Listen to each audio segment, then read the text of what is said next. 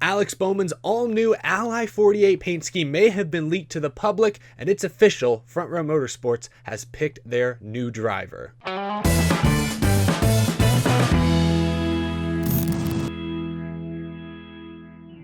How's it going, y'all? My name is Eric, yes, if you can believe it, and welcome to Out of the Groove. I know it's shocking, it may be a lot to take in, but guys, I just didn't have enough room in the studio. There's a light right here in the shot. I know it's really distracting, I know it's really annoying, but yeah, it just has to be here. I'm sorry. In all seriousness. No, I know the last time you saw me, I looked quite different. It's been that kind of week. I was originally just gonna cut my hair short, and then I was staring at myself in the mirror for a long minute, and I thought, today's the day. I haven't been clean shaven in like almost 2 years, and I do not like it whatsoever. So hopefully this grows back in at least somewhat fairly quickly, and I'll go back to looking, like a solid 5 out of 10, But in the meantime, you're stuck with this pasty face. Like my camera for a moment ago was having a hard time focusing because it just saw a big white glowing blob here and it could not focus very well. So I hope I stay in focus. Anyway, this episode's not about me. There's a lot of news to catch up on. It's been a couple days since I spoke with you guys. It is the new year. This is the first full week of the new year. So pretty much the entire motorsports industry is back in business. Announcements are being made. Front Row Motorsports made a couple huge announcements yesterday. We're going to talk about those in just a moment. But first, I want to talk about some Hendrick Motorsports photographs that surfaced online recently. I want to start by looking at these two photos on Twitter. I'm not sure if this is the tweet where these photos originated from. I'm not entirely sure who to credit, but this is what I saw. It's a photo, as you can see, of Kyle Larson's all-new 2021 Hendrick Motorsports hauler, wrapped and everything. And I know I did a video on this earlier in the week. People still ask me questions. Eric, what's the deal with Kyle Larson and sponsorship? This hauler should be your answer. He has no sponsorship to start the 2021 season. It's going to be HendrickCars.com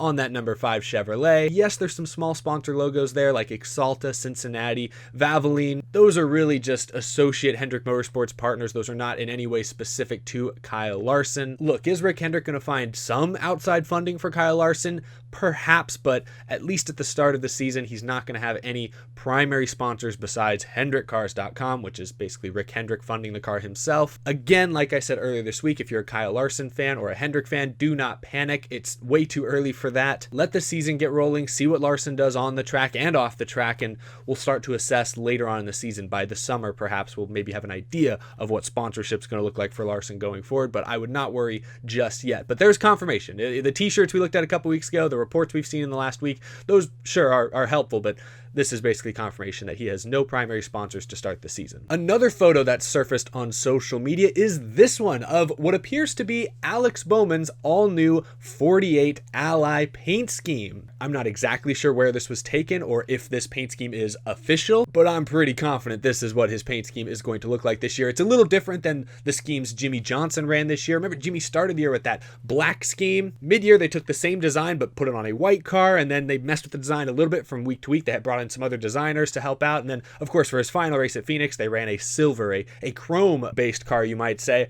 But looking at this photo of Alex Bowman's 2021 car, a couple key differences. One, maybe it's just how the light is hitting it, but this looks like it might be a purple based car, which my goodness, I would love. I love me a good purple race car. I feel like we haven't had many good ones in recent years. Not since Crown Royal paint schemes were really good. Bubba Wallace had that click and close scheme for a year or so. That was pretty cool, actually. Ruined by the orange roof number. But speaking of numbers, one other notable difference you can see here is that, at least on the side of the car, the number 48 is white. It is not the neon day glow yellow that Jimmy Johnson was known for most of his career. The neon 48 is still there on the front of the car. You can see it off to the side there, which I think is a little interesting. I feel like that sort of sticks out in not necessarily a great way. Also, if you look at the windshield banner, the driver names are back on the front windshield. This was something that was reported actually by Bob Pockris a couple months ago. We briefly mentioned, I think we mentioned this on the show. Maybe I only mentioned it on Twitter. I might have been slacking, I'm sorry. But if I haven't mentioned on Out of the Groove, yes, we have known now for a couple of months that the driver names are moving back to the front windshield. I don't know what's going on the back windshield. The Cup Series banner that we saw this year apparently is going away, which I like. The drivers are why many people tune in to watch the series. It's good to have their names prominently featured. You still have the little manufacturer decals on the sides. I think it looks fantastic. But aside from those few notable changes or differences from this 2021 scheme to last year's 2020 scheme, the only other thing maybe on the side, again, this photo is not great quality because it's very zoomed in and everything, but maybe there's a little bit of a different design on the side where it says "Do It Right" on the back there. It's kind of hard to tell for sure. Really excited though to see a full rendering or just to see a photo of this car, properly framed and shot and everything, because I'm definitely excited about what I'm seeing right here. Remember, Alex Bowman's on a 1-year deal with Hendrick. It's just a 1-year extension. Sure, he's got Ally sponsorship. All seems well and good, but it is a 1-year contract. A lot of pressure is on Alex Bowman this year, and all we know, at least based on this photo, his car is going to look really freaking cool. Hopefully he parks it in victory lane a handful of times this year. I'm sure that's what Hendrick is looking for, and that might be what it takes for Ally to want Bowman to stick around as their driver. Anyway, starting this episode out by playing some Where's Waldo, studying these photographs in great detail. Let's move on to the biggest NASCAR story yesterday.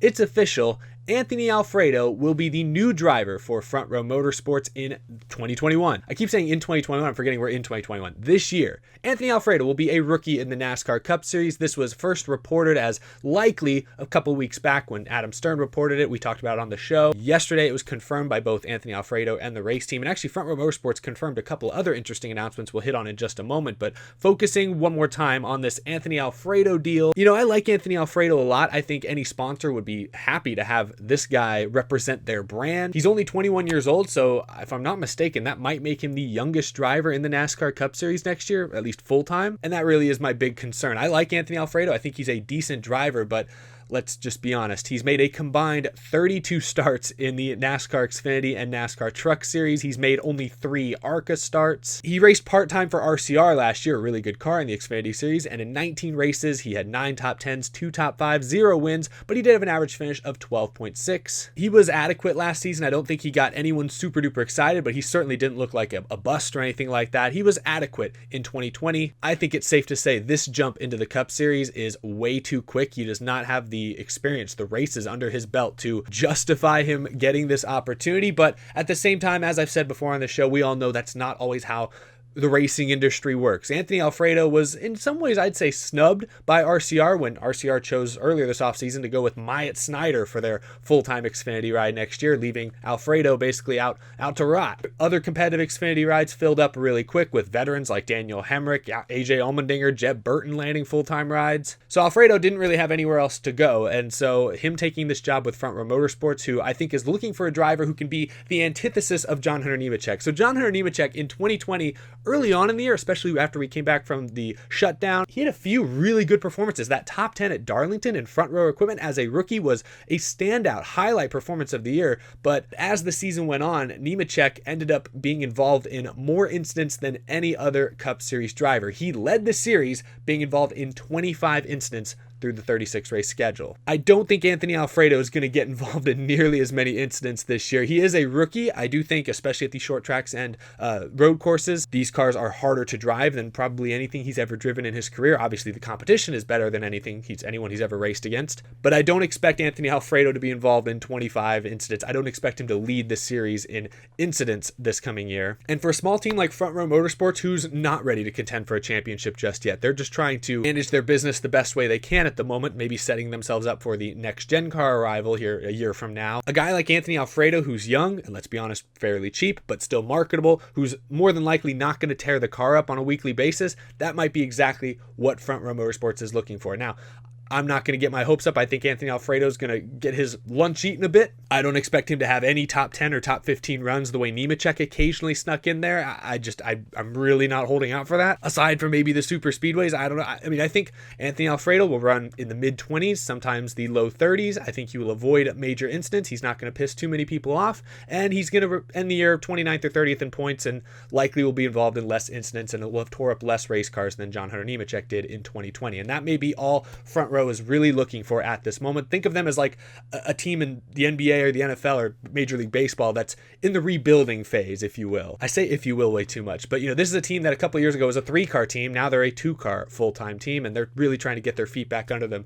in time for the next gen car arrival. This is what I believe. So I don't hate this move, but as I said in my video a couple weeks ago where I graded every team's silly season move this past year, I don't think this is a fantastic move for either Alfredo or for Front Row. I'd ideally love Alfredo to have another year, full-time year in competitive Xfinity equipment. That wasn't possible this year given all the team situations. So, I can't fault the guy for taking the Cup Series opportunity when he gets it. I'm happy for him. I really hope he makes the most of it. We'll see what happens. He's still young enough that even if things don't pan out with Front Row next year, he can move back down and still have a chance to move back up one day. He's only 21, like I said. Now, I mentioned those other announcements Front Row Motorsports made. They also announced yesterday that David Ragan is coming back to race the Daytona 500. He'll be in the number 36 car. Ragan is a two-time Cup Series winner. He's won at Daytona the summer of 2011 and at Talladega in the spring of 2013. So he's had good experience at super speedways. He actually raced in last year's Daytona 500 and finished 4th. I forgot that he ended up with a top 5. The end of that race was obviously chaotic and memorable for other reasons. I totally forgot that David Ragan ran so well and got such a good finish. So he's a veteran driver who knows how to get it done at super speedways. He could be a serious dark horse to maybe not win the Daytona 500, but he might be in contention at the end. So watch out for David Ragan. I don't think he's planning to make many other Cup Series or maybe any other Cup Series starts this year, but we'll at least see him in the Great American Race. That's really, really fun. They also confirmed that Todd Gilliland will be back as their full-time Truck Series driver this coming season. I didn't realize that wasn't already confirmed. I kind of just assumed it was confirmed, but now it is confirmed. Todd Gilliland will stay with the team for another year. And speaking of the Daytona 500, I've seen a lot of people talking about the entry list for the Daytona 500, or at least the proposed entry list, because the actual entry list, of course, is not out yet. NASCAR, of course, runs 40-car fields. We know the 36 charter teams will, of course, show up in Florida, but we already know of at least several part-time teams that are planning to make the trip. We know Beard Motorsports has signed Noah Gragson for this one-off event. He's going to run in the Daytona 500 this year. We now know that David Ragan is returning for another crack at it with Front Row Motorsports. And then, of course, there's a lot of new teams, or I should say potential new teams. There's been rumblings, that Austin Cindric is going to make some starts this year. Could he make a start in the Daytona 500 for a Penske car, maybe a 4th Penske car? I mean, I guess that's not confirmed, but that's speculated at this point. Same with like Colleague Motors or Colleague Racing. Colleague has indicated they'd like to make some Cup Series starts and maybe one day go Cup Series racing full time. Could we see like Justin Haley in the Daytona 500? That rumor's been floated about. Also in the news this week, New York Racing, NY Racing, announced that they are returning to NASCAR and are hoping to run the full Cup Series schedule this year without a charter. You may remember this team, you may not. This team last raced in 2018. They're owned by John Cohen. I've seen rumors that Johnny Sauter might drive their car for the Daytona 500 if they do in fact enter into that race. I don't know if that's true, but okay, he's a veteran. Good choice, I guess. I'm not going to try and predict whether this team will be successful at running the full 36 race Cup schedule without a charter. I mean, this is a team that's never run a full-time Cup schedule in their existence, and of course haven't even been in the sport for almost 2 years or over 2 years at this point, so I'm not getting my hopes up, but good to know that NY Racing has big aspirations and thinks they perhaps can make it work. We'll see what happens. We'll see if they turn out for the Daytona 500, but there are a number of teams like that. There's the money team. You never know. I've seen people speculating that there might be 45, 46, 47, 48 cars on the entry list this year for the Daytona 500, which would certainly make the dual races, days before, really, really exciting. I'm not holding my breath. I definitely think at this rate we'll see more than 40 cars. I think at this point it's all but confirmed there will be at least 40 cars in the Daytona 500. We still don't know if Go Fast or Gaunt Brothers Racing are going to be competing in the race, but I think many people expect them to. So I think the Cup Series will easily have 41 or 42 entries, likely more if a few of these other possibilities pan out, and I think that's really good. It's good that the Daytona 500, the sport's biggest and wealthiest race, is still pulling in a lot of support from smaller teams that have big dreams. The Daytona 500 is all about big dreams being realized. That's what makes the race so great. So I hope a lot of these smaller teams that are making this attempt, I hope they have good runs in the race. They obviously can't all win it, but I hope we see some of them stand out and have great runs and great performances. Anyway, those are the big stories I wanted to hit on today. I know it's been a very busy, a very hectic week. I appreciate you all tuning in to this episode of Out of the Groove. I've got some other videos that I've been working on. I've fallen behind on editing, unfortunately. I've sort of been overloaded between that and packing things up and just working on schedules and things over here. So I apologize for the delay in some videos, but Downhill Diecast Championship finale is coming soon. I'll get you guys that diecast collection video I promised you. That will be out very, very soon. Of course, more Out of the Grooves will be coming out as well, and I've got some exciting things to announce later this month, so building up the hype slowly but surely for those announcements. That's all I've got for today's episode. Thank you for watching. Be sure to subscribe if you're new to the channel. We talk NASCAR all the time, and as the off-season starts to ramp down, Daytona and the 2021 season is ratcheting up as we speak, so there's going to be a lot to discuss this year. You're not going to want to miss it. Thank you, of course, as always, to my fantastic Patreon supporters as well. More to come very, very soon. Thank you all for watching. Stay safe out there, everyone. Take care, and I will see you in the next video.